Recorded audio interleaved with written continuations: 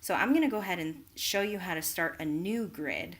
Yours will probably be empty down here unless there's possibly a sample one that Flipgrid has for you to play around with. So you just click here, New Grid. Mine is going to be a classroom grid. There are other options that you can explore, but I am going to click on Classroom and click Next. Over the summer, the grids are locked. That way kids can't go in and start recording videos without anyone monitoring. So I'm going to click Generate Password, and I will copy that so that I have it for the future, and then build my grid. So now you have a separate link for your new grid that you would then share that link with your students so that they can access that particular grid. So for example, I teach 5th graders and 6th graders. I would make one grid for 5th grade and another grid for 6th grade. That way the grids don't overlap and the 5th graders don't see what the 5th graders are working on and the 5th graders don't see what the 6th graders are working on. So you can customize your grid by changing the name. So instead of our classroom, I would say Miss Chapman's class, or Language Arts 101, whatever. The flip code I can actually change. So if I wanted to change it to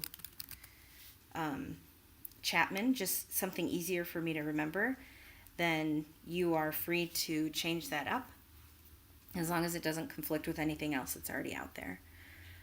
You can describe the grid purpose. So if you're going to have multiple grids, you might want to specify what each grid is.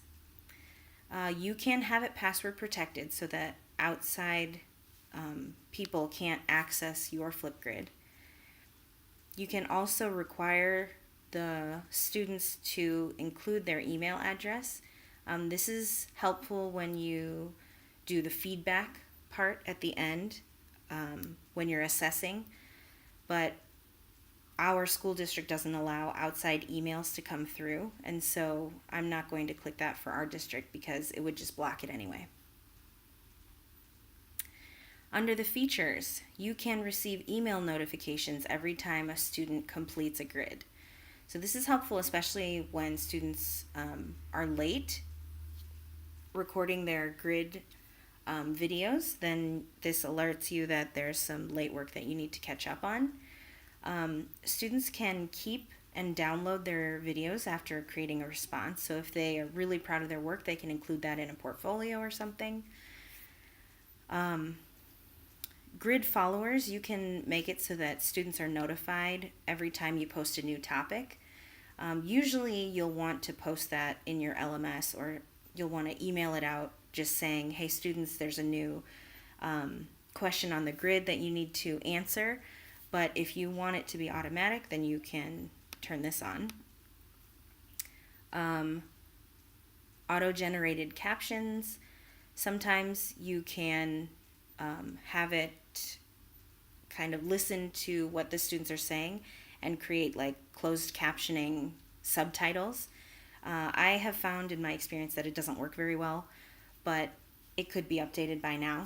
So totally up to you. We are going to make it active if, at the end of the school year, when you're done with that grid, you can make it inactive, but still keep all of the videos there just for your own, like as an example, if you want to show somebody what Flipgrid does, you can keep it inactive, but still show it.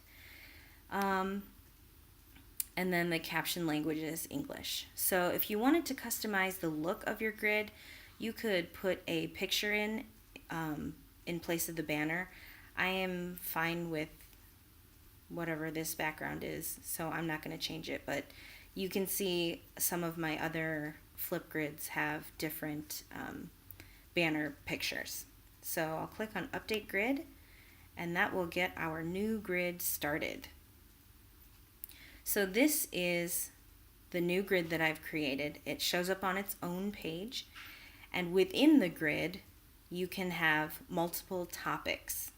So the next video we'll get into what topics are.